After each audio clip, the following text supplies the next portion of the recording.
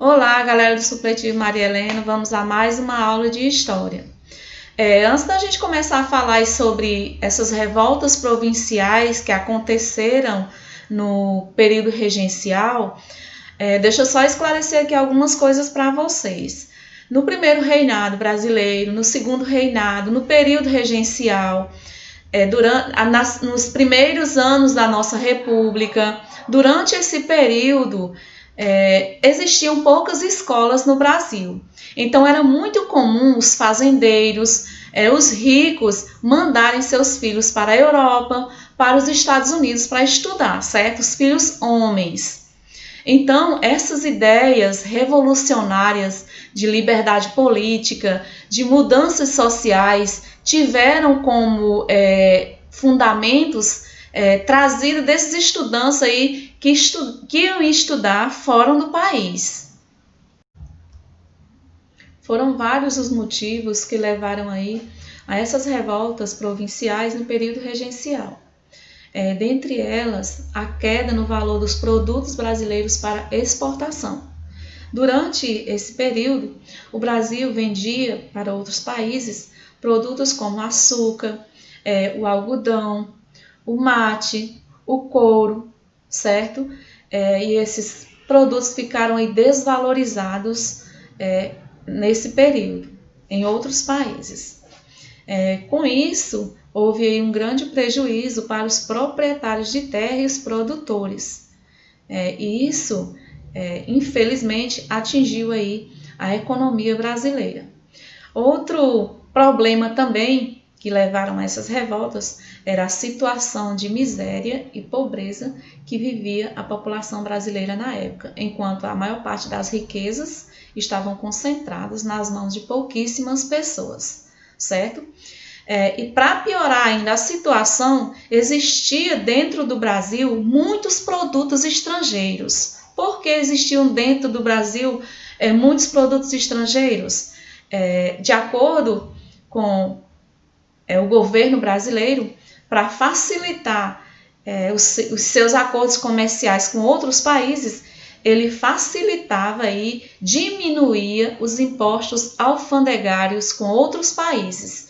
E isso fazia com que você comprasse produtos internacionais, produtos da Inglaterra, dos Estados Unidos e de outros países, comprasse dentro do Brasil bem mais barato do que os próprios produtos brasileiros, devido a essa facilidade que o governo brasileiro dava para a entrada de produtos estrangeiros.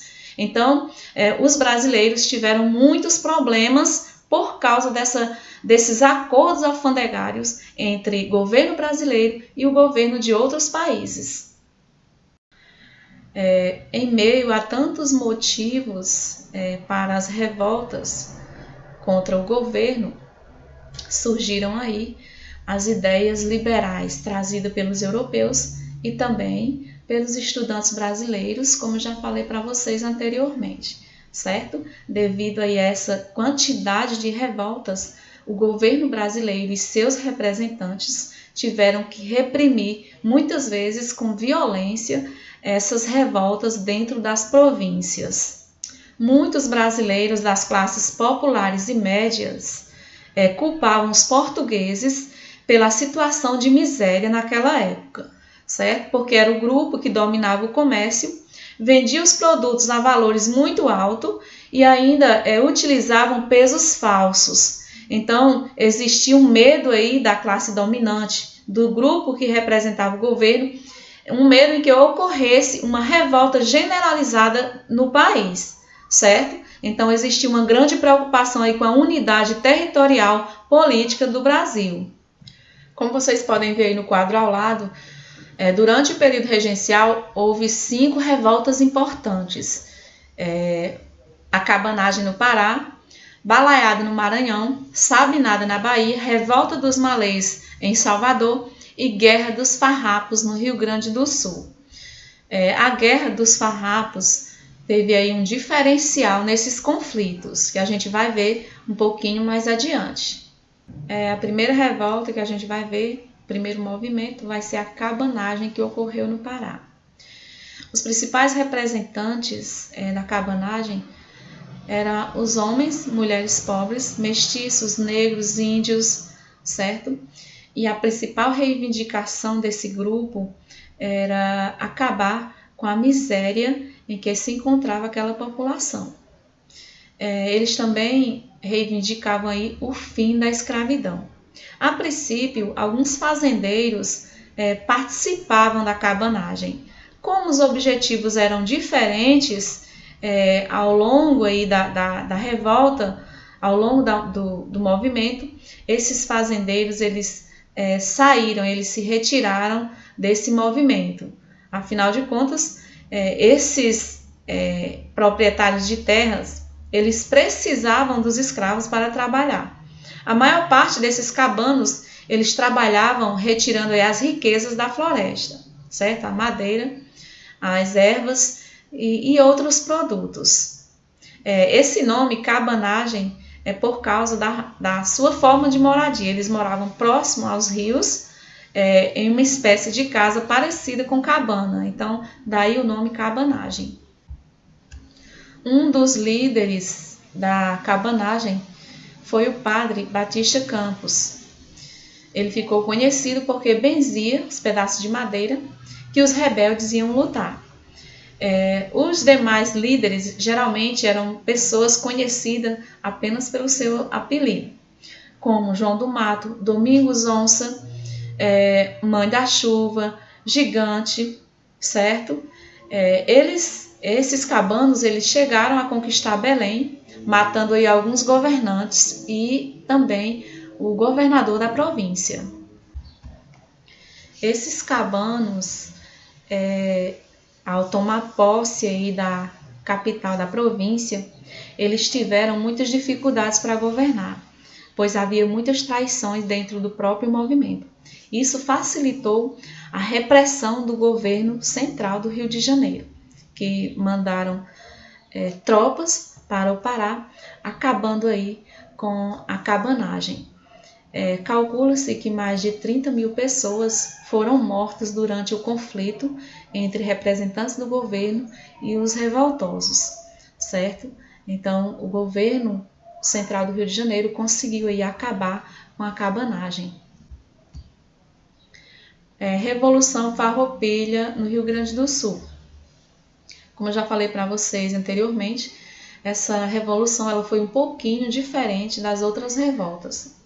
Uma das principais causas foram os problemas econômicos enfrentados pelos estancieiros, que eram os criadores de gado. Nesse período, o Rio Grande do Sul era o principal produtor de carne que abastecia o Brasil, certo? Então, várias províncias brasileiras compravam carne bovina, carne charque do Rio Grande do Sul. Então, qual seria então o problema econômico enfrentado aí por esses estancieiros? Lembra que eu falei para vocês que devido a acordos econômicos entre o Brasil e outros países, produtos estrangeiros entravam no Brasil bem mais barato do que os próprios produtos brasileiros. E foi isso que ocorreu no Rio Grande do Sul. A carne charque do Rio Grande do Sul, ela estava saindo mais cara do que a carne charque produzida na Argentina e também no Uruguai. Então, alguns brasileiros deixavam de comprar a carne dos brasileiros, a carne do Rio Grande do Sul, para comprar a carne da Argentina e também do Uruguai, que estava mais barato devido aos acordos alfandegários entre o governo brasileiro e o governo desses países. Isso causou uma revolta entre esses criadores de gado contra o governo brasileiro. 3 líderes se destacaram aí na Revolução Farroupilha: Davi Canabarro, Bento Gonçalves e Giuseppe Garibaldi. Em 1835, um grupo de farroupilho, liderado por Bento Gonçalves, conseguiu aí dominar, ocupar a capital da província, Porto Alegre. O governo reagiu, mas não teve força suficiente para expulsar aí os farroupilhos, certo? Eles criaram aí a República rio-grandense de Piratini. Ao tomar posse aí da República Rio-Grandense, os rebeldes eles escolheram como vice-presidente José Gomes de Vasconcelos, porque Bento Gonçalves, durante o conflito, teria sido preso aí pelas tropas do governo. Houve, durante a Revolução Farroupilha, várias ações militares para acabar com os revoltosos, mas a Farroupilha só acabou mesmo já no segundo reinado, certo? Com um acordo feito aí entre o governo e os estancieiros, que eram os produtores de carne do Rio Grande do Sul. Acordos que melhoravam aí o preço da carne e diminuíam os impostos que esses estancieiros teriam que pagar ao governo. Segundo os estudiosos sobre a Revolução Farroupilha, esse conflito não pode ser considerado um conflito social, por melhores condições sociais e liberdade política. Na realidade, esse conflito foi uma insatisfação dos estancieiros com o valor da carne, que estava sendo, digamos que ele estava sendo desvalorizado no Brasil. Então, na realidade, os pobres, escravos que trabalhavam, que iam para essa revolta, eles iam sob o comando aí desses estancieiros. Então, alguns historiadores não consideram a Farroupilha como uma revolta social para melhorar a vida social e melhorar aí também a liberdade política. A revolta dos malês, que ocorreu em Salvador, era um movimento de escravos africanos de maioria muçulmana, certo? Eles lutavam aí pela tirania com que os brancos tratavam os escravos. Eles compraram armas, munições e saíam pelas ruas com vestimentas islâmicas e amuletos, acreditando que citando palavras do Alcorão, acreditando que seu corpo seria fechado aí contra as balas dos guardas do governo, certo? Infelizmente, foi dominada pelas forças do governo, eles reagiram e milhares de escravos foram assassinados durante o combate. Sabinada na Bahia. A Sabinada, ela teve objetivos diferentes da revolta dos malês. O objetivo aí dos sabinos, devido ao nome do seu líder, seu principal líder, que era Francisco Sabino Álvares da Rocha Vieira, o principal motivo era instituir uma república na Bahia até que Pedro de Alcântara completasse a maioridade e assumisse o governo. A revolta, a Sabinada, teve aí o apoio de alguns membros do exército baiano e eles conseguiram tomar a capital da Bahia, Salvador, certo? E aí eles chegaram a formar um governo provisório. Várias casas na Bahia foram incendiadas, houve muitos conflitos envolvendo aí a população, proprietários de terra e esses revoltosos juntamente aí com os guardas do governo. Os fazendeiros, alguns chegaram a fazer parte da Sabinada, só que devido aos projetos e os objetivos dos sabinos, esses fazendeiros saíram do movimento. Dentre os benefícios que as pessoas, principalmente os escravos, tinham se ganhassem aí as batalhas, era a liberdade. Isso deixou os fazendeiros receosos de participar do movimento e se retiraram, certo?